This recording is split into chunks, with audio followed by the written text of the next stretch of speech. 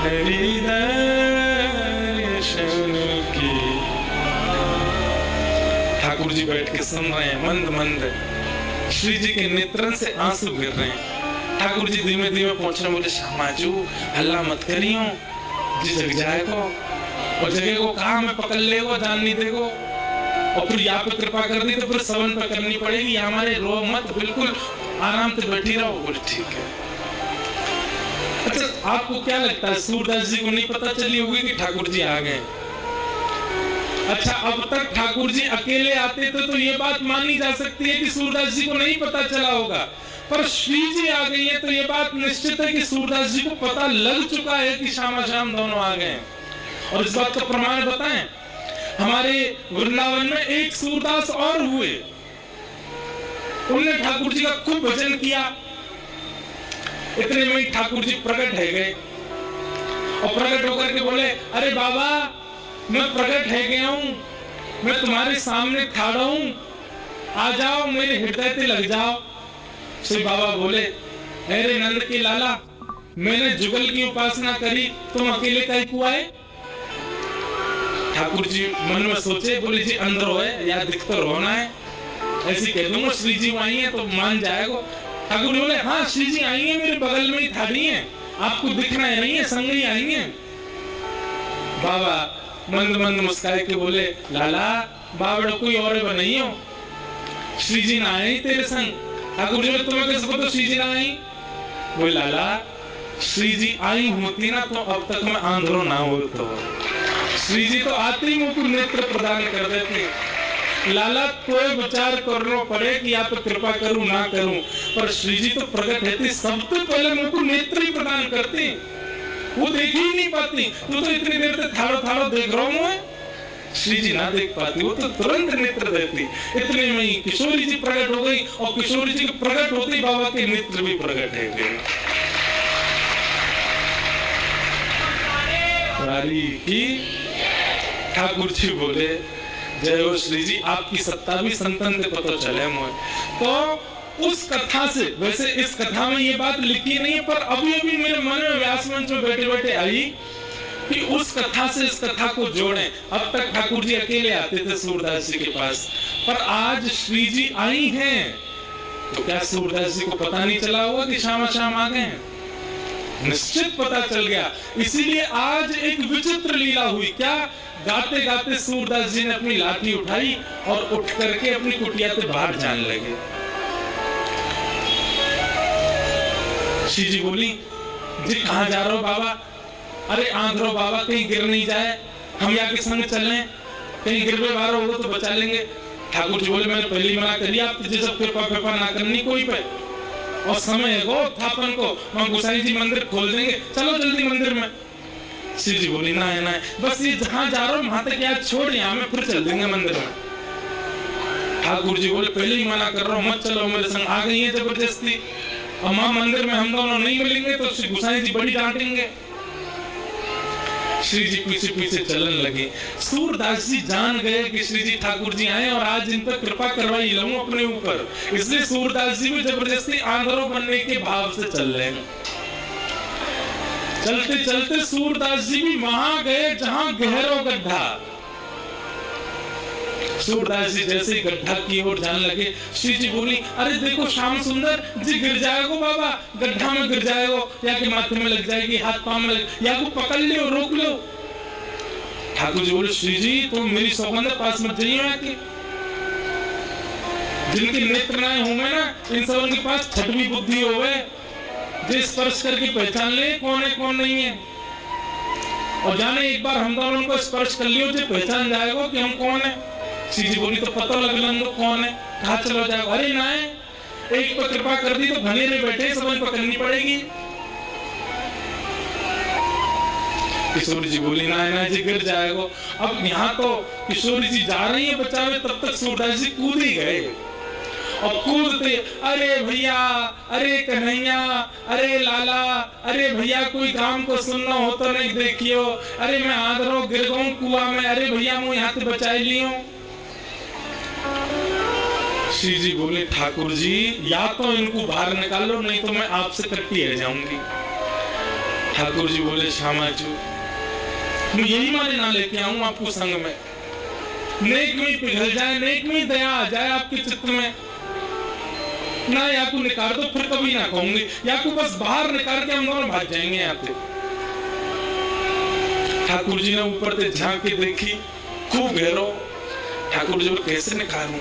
श्री जी बोली एक तरीका है ना, आप अपनी काली कमरी निकालो, मैं अपनी चुनरी निकालूं, दोनों में घुर्र गांठ बांध दो और बाकू नीचे पधरा दो, बाबा तो कह रहे पकड़ ले, पकड़ के हम यहाँ बाहर निकाल लेंगे। ठाकुर जी बोले ठीक है लाओ। श्री जी ने अपनी चुनरी दी, ठाकुर जी ने काली कमरी पे बांध के और नीचे वह गड्ढा में डाल दी, और ऊपर से ठाकुर जी बोले बाबा। आहा, बाबा स्वर सुनते ही सूरदास जी के तो रोम रोम कंपित हो गया, आनंदित हो गए। बोले ये तो इतना मीठा सुर तो मेरे नंदन नंदन को ही है। हाँ भैया कौन है? अरे बाबा मैं यही गांव को छोड़ा हूँ, मैं अभी आवाज सुनाई दी, बाबा मैंने अपनो पटका नीचे डाल दिया, पकड़ लियो, आ जाओ ऊपर को। सूरदास हाँ भैया कहाँ को? वो जाइए पकड़ लियो। सूरदास जी ने जैसे पकड़ी और पकड़ करके महाराज जैसे अपने मुख के पास लियो तो इत्र की सुगंधी, आज सुबह श्रृंगार दर्शन में गुसाई जी ने जो इत्र को फोड़ा दियो वही की सुगंधी और पटका की सुगंधी मिल रही है। मानो सूरदास जी को और पता चल गई ये तो श्याम सुंदर ही है, और श्री जी पहले ही मिल चुकी है। यहाँ को मतलब ये है कि सूरदास जी को दिख तो रहे, बस कृपा लीला कर रहे हैं श्याम सुंदर के संग। सूरदास जी ने पटका पकड़ो, यहाँ ठाकुर जी पटका खींच रहे हैं और ठाकुर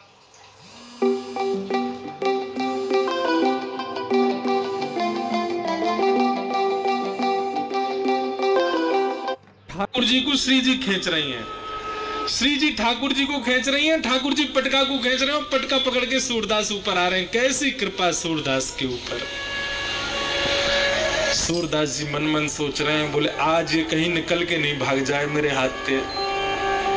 और ठाकुर जी क्यों लग रही है बाबा जैसे ही निकले हम भागे आते। सूरदास जी जैसे ही बाहर आए, बाहर आते सूरदास जी ने ऐसा नाटक किया जैसे उन्हें ठोकर लग गई, और ठोकर लगते ही जैसे ही गिरन लगे ठाकुर जी की ओर, ठाकुर जी तो किनारे है गए, श्री जी के चरणन में जाके गिरे सीधे और चरण पकड़ लिए कस के। अब जैसे ही चरण पकड़े सूरदास जी ने, ठाकुर जी ने श्री जी को हाथ पकड़ करके जोड़ते खींची तो सूरदास जी के हाथ में किशोरी जी की नूपुर रह गई। और किशोरी जी को लेके ठाकुर जी भाजे, वो जल्दी चलो बाबा पकड़ ले को। सूरदास जी बोले अरे भैया कहाँ को चलो गो? अरे कौन सा रे भैया, कौन ले निकारो में? ठाकुर जी चिल्लाते जा रहे हैं बाबा मैया बुला रही फिर आऊंगो। थोड़ी दूर जाके श्री जी बोली ठाकुर जी मेरा एक नूपुर है, दूसरा नूपुर मिलना है रो। ठाकुर जी बोले दूसरा ले आऊंगा, अब चलो जल्दी। अरे ना है वो सामान्य नहीं है, इंद्र ने समर्पित कियो, वो कौन से हाथी के दांतन से बनो भयो नूपुर है और मेरा बड़ा प्रिय नूपुर है, मुझको तो अभी चाहिए। ठाकुर जी बोले ढूंढवे कहाँ जाऊंगा को, मैं ही चलो बाबा के पास ही पड़ो होगो, बाबा ने मेरे पामन में गिर गो है सके तब खुल के गिर गो। ठाकुर जी लौट के आए, खूब कहते श्री जी दूसरा दिलाए दूंगा, ना मुंह तो वही चाहिए। वास्तव में तो ये श्री जी और सूरदास जी की आपस की मिली भगत है। ठाकुर जी तो बीच में आनंद दिल ले रहे हैं, ठाकुर जी को तो बीच में परेशान किए जा रहे हो, आनंद तो श्री जी और सूरदास जी ले रहे हैं। ठाकुर जी कहे बाबा अरे भैया तू आगो। अरे मैं जो कह रहा हूं मेरी एक सखी आई संग में, बाको नूपुर यहीं गिर गो, आपने देखो। सूरदास जी अपने बगल में दबा के बैठे। सूरदास जी बोले ना लाला मैंने तो ना देखो। बाबा आपके हाथ में लगता रहो बगल में, यही तो है मेरी सखी को नूपुर। अच्छा जे? बोले हाँ ये। अरे जे तो मैं अभी अभी मिलो यहाँ पे। बाबा दे दो ना, मेरी सखी को नूपुर है।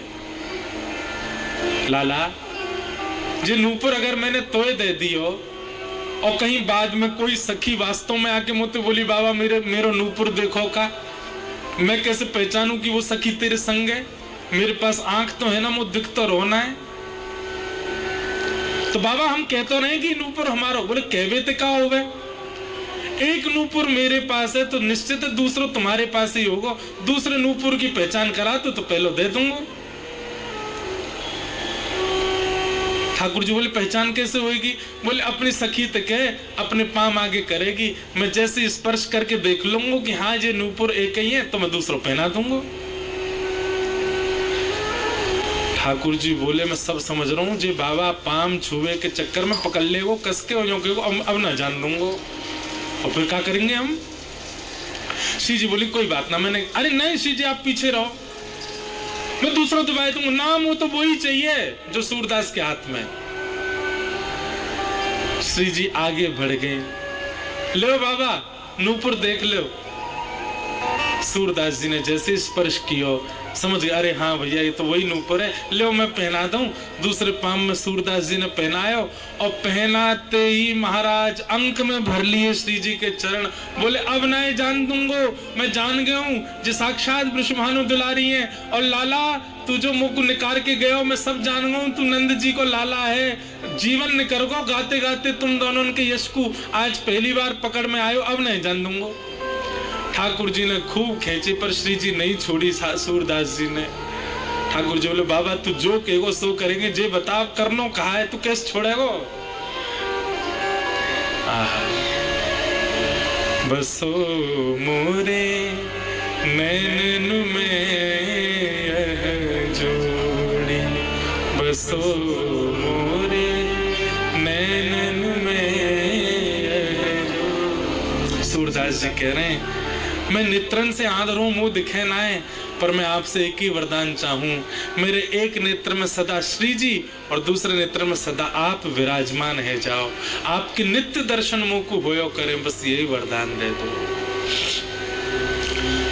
नव दुल्हे ब्रजराज सांवरो, दुल्हन राधा गोरी, बसो मोरे नैनन में जोड़ी, बसो मोरे नैनन में जोड़ी। प्रिया प्रियतम दोनों ने युगल रूप में खड़े करके सूरदास जी के नेत्रन पे हाथ धर दिए और कही सूरदास खोल के देखो। आज सूरदास जी ने पहली बार नेत्र खोले और शामा शाम के युगल प्रत्यक्ष दर्शन उनको है गए। रोम रोम को दर्शन कियो, एक एक अंग को दर्शन कियो, घूम घूम के परिक्रमा लगाई दोनों की, और फिर दोनों से प्रार्थना करिए बस एक वरदान दे दो। कहा मुझे फिर से अंधो बना दो, अब आप दोनों दिख गए, अब दुनिया में और कोई को नहीं देखना है। ये जो सूरदास जी के साथ घटना हुई ये क्या है? ये रास है। सूरदास जी जब तक पद गा रहे हैं, जब तक पद बना रहे हैं, निर्माण कर रहे हैं, वो सब रस है, पर उनके रस से प्रसन्न होकर के जब ठाकुर जी कृपा करने उनके पास आ गए, यही रास है।